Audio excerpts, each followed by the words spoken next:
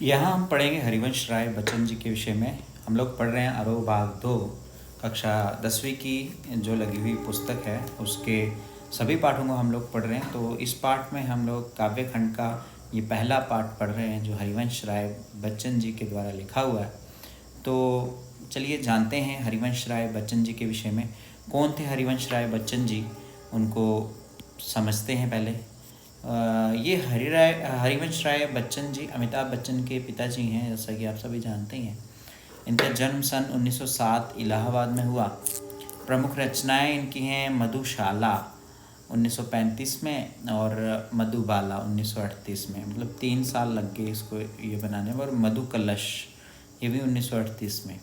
निशा निमंत्रण, एकांत संगीत, आकुल अंतर, मिलन यामिनी, सतरंगिनी, आरती और अंगारे, नए पुराने झरोखे, टूटी फूटी कड़ियाँ, क्या भूलूं क्या याद करूं, नीड का निर्माण, बसेरे से दूर, दशद्वार से सोपान तक, हेमलेट, जनगीता, मैकबेथ, अनुवाद, प्रवासी की डायरी, ये डायरी है।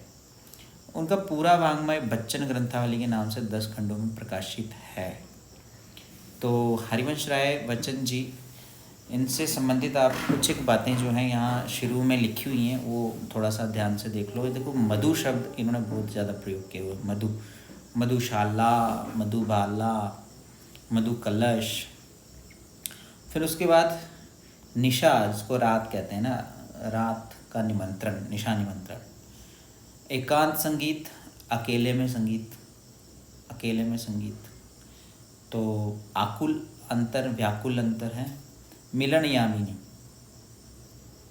सतरंगिनी, आरती और अंगारे। जैसे फूल और अंगारे पिक्चर थी, वैसे यहाँ आरती और अंगारे, लेकिन हरिवंश राय बच्चन की। नए पुराने झरोखे है ना, अखियों के झरोखे से, इस तरह का जो गाना है उससे मिलता जुलता, नए पुराने झरोखे।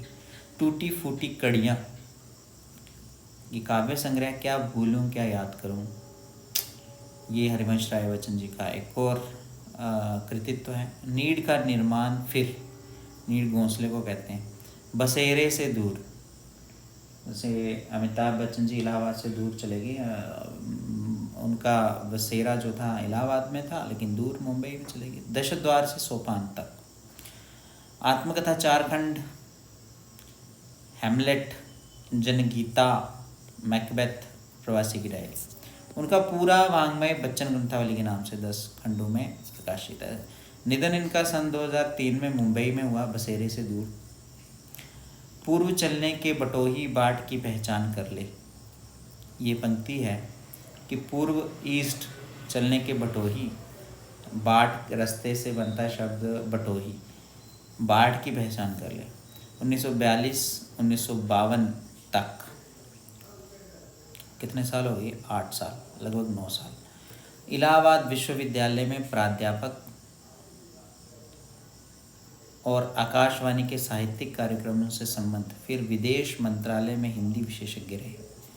फॉरेन मिनिस्ट्री में भी हिंदी विशेषज्ञ रहे।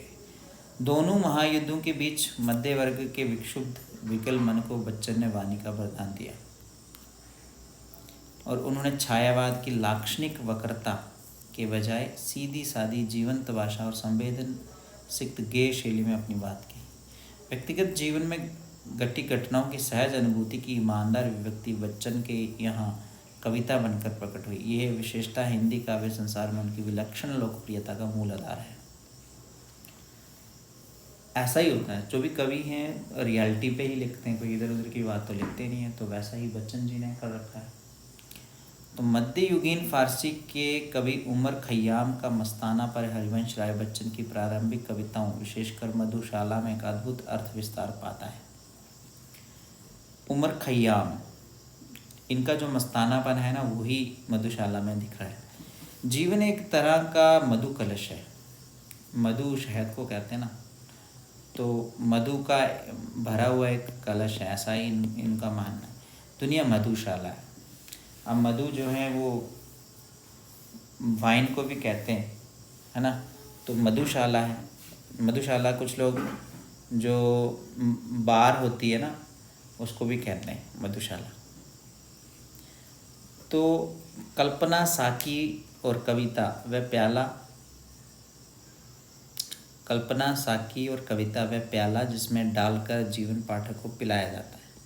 कविता का एक घूंट जीवन का एक घूंट है। पूरी तन्मयता से जीवन का घूंट भरें, कड़वा खट्टा भी सहज भाव से स्वीकार करें तो अंततः एक सूफियाना सी बेख्याली मन पर छाएगी। एक के बहाने सारी दुनिया से इश्क हो जाएगा और तेरा मेरा के समस्त झगड़े काफूर हो जाएंगे। इसे बच्चन का हालावादी दर्शन कहते हैं। ये बात ध्यान देने योग्य है, ये बात याद में रखना, ठीक है। हालावादी दर्शन किसका है? बच्चन जी का।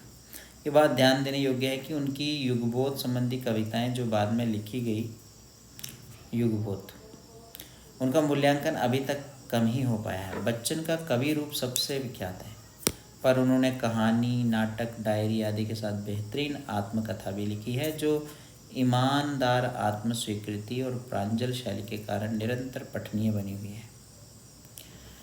यहाँ उनकी कविता आत्मपरिचय तथा गीत संग्रह निशा निमंत्रण का एक गीत दिया जा रहा है।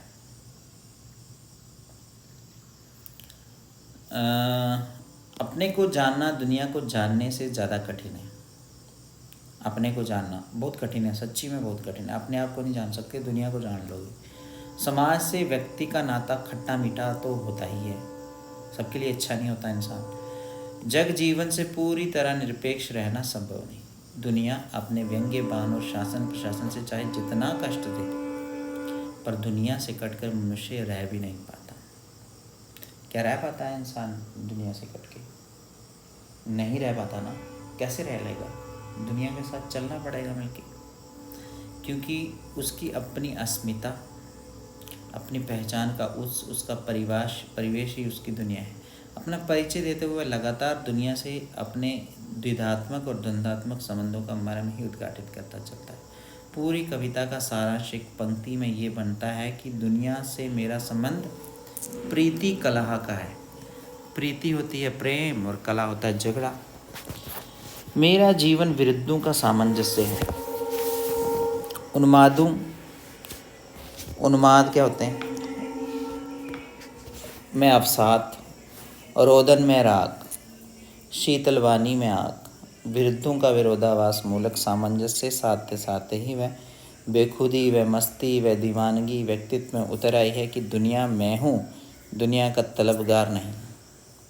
बाजार से गुजरा हूँ, खरीदार नहीं।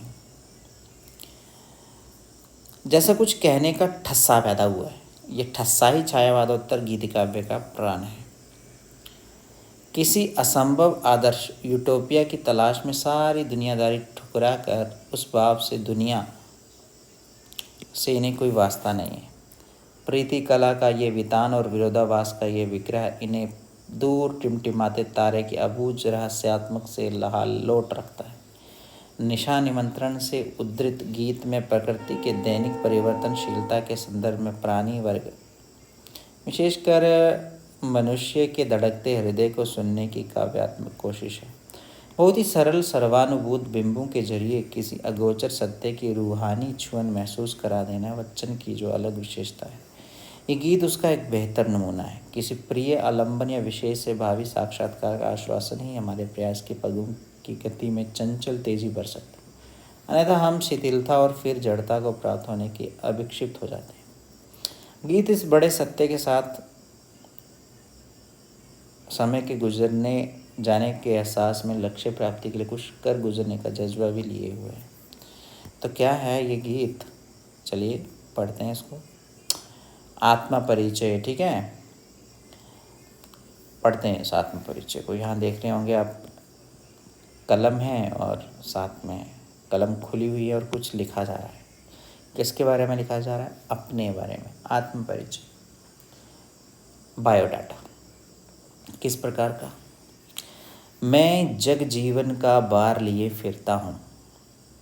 दुनिया और पूरी इस दुनिया का भार लेकर के चल फिर रहा हूँ, फिर भी जीवन में प्यार लिए फिरता हूँ, फिर भी ज़िंदगी में प्यार लेके चलता हूँ। कर दिया किसी ने झंकृत जिनको छूकर, मैं सांसों के दो तार लिए फिरता हूँ। कर दिया किसी ने जंकृत जिनको छूकर, किसी ने छूकर जंकृत कर दिया। ठीक है, जंकृत मतलब अलंकृत भी हो सकता है। मैं सांसों के दो तार लिए फिरता हूँ, सांसों के दो तार लिए फिरता हूँ, दो तार सांसों के। अगर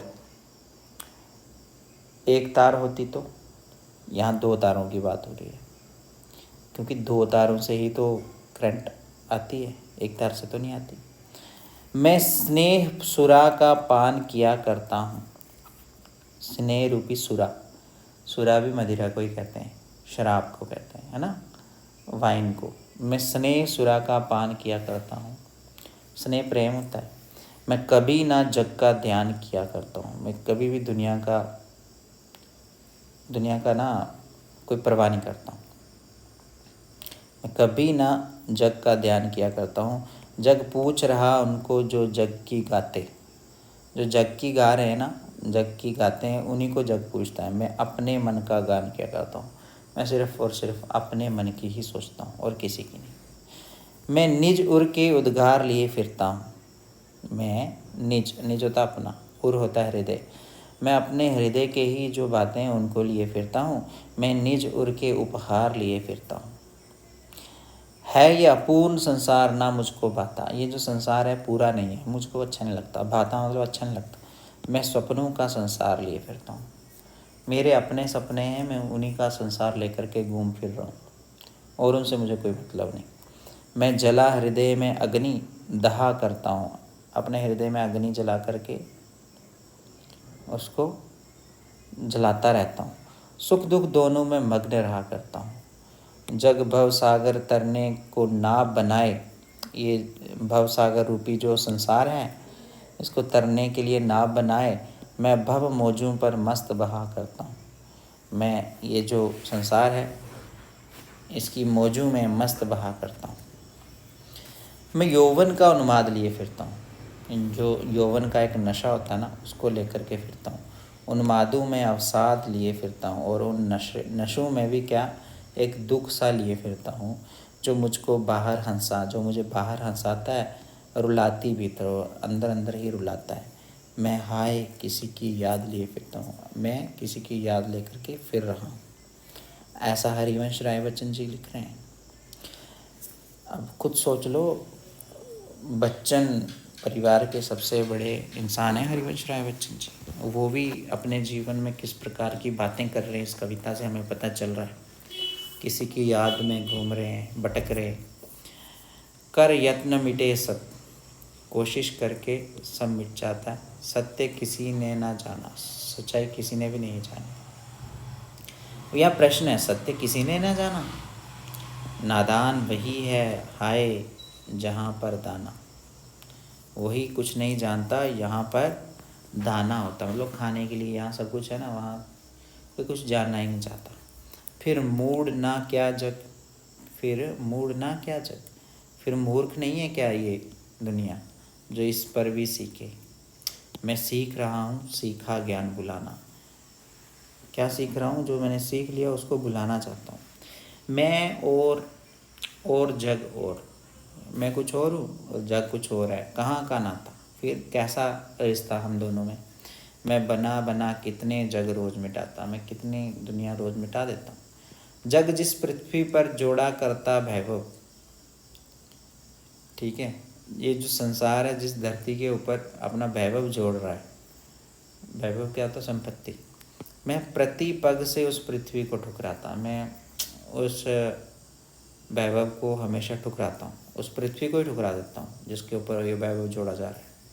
मैं निज रोदन में राग लिए फिरता हूँ, मैं अपने ही रोने में एक राग लेकर के फिर रहा हूँ। शीतल बानी में आग लिए फिरता हूँ, ठंडी बातें हैं मेरी लेकिन उसमें भी आग लेकर के फिरता हूँ। हों जिस पर भूपों के प्रासाद निछावर, हों जिस पर भूपों के प्रासाद निशावर, मतलब जिसके ऊपर भूप कहते हैं राजा को, राजाओं के महल जिसके ऊपर निछावर हैं, मैं वह खंडहर का बाग लिए फिरता हूँ। मैं फिर भी क्या करता हूँ, एक खंडहर का बाग लिए फिरता हूँ। अगर चाहूँ तो राजाओं के प्रसादों में रहूँ, लेकिन फिर भी मैं ऐसा हूँ कि मुझे उनसे कोई परवाह नहीं है, मैं लालची नहीं हूँ। मैं रोया, इसको तुम कहते हो गाना। मैं रो रहा हूँ और आपको लग रहा है कि ये गा रहा हूँ। मैं फूट पड़ा, तुम कहते छंद बनाना। छंद कविताओं में बनाते हैं ना, जैसे ये गाना है, ये बनाना है। देखो 1 2 3 4 5 6 7, 7 अक्षर है। 1 2 3 4 5 6 7, इसमें भी 7 हैं, इसमें भी 7 हैं, इसमें भी 7 हैं। तो यही जो सिमेट्री है ना, इसी को छंद कहते हैं। क्यों कभी कहकर संसार मुझे अपनाए, कोई मुझे अपनाए भी तो कभी कहकर। मैं दुनिया का हूँ एक नया दीवाना, मैं दीवानों का वेश लिए फिरता हूँ। मैं मादकता निशेष लिए फिरता। मादकता भी एक किस्म का नशा होता है ना, जिसको सुनकर जग झूम झुके लहराए, मैं मस्ती का संदेश लिए फिरता हूँ। तो ये कविता के बीच में ना एक सुंदर सा चित्र है, ये देखो कितना प्यारा चित्र है। यहाँ पर चिड़िया बैठी हुई हैं और ये पर्यावरण का ही संदेश। अब ये गाना है, ठीक है, जो उन्होंने लिखा हुआ है। क्या है गाना ये? दिन जल्दी जल्दी ढलता है, हो जाए न पथ में रात कहीं, मंजिल भी तो है दूर नहीं, ये सोच थका दिन का पंथी भी जल्दी जल्दी चलता है।